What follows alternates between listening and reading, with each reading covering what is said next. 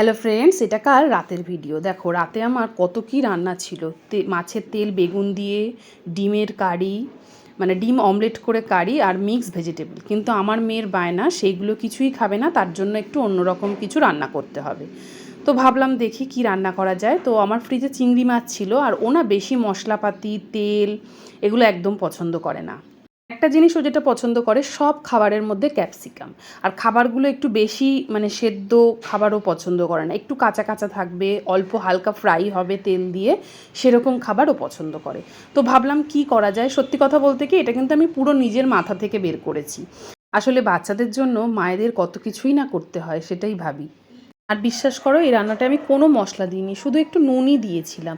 আর দেখো এই চিংড়ি মাছের ঘিলুগুলো গলে গিয়ে কীরকম হলুদ রং হয়ে গেছে। আমি সামান্য একটু চিনি দিয়েছিলাম টেস্টের জন্য, তোমরা নাও দিতে পারো, কোনো ব্যাপার না। তবে রান্নাটা করে খেয়ে দেখো, খুব টেস্টি হয়েছিল, বিশ্বাস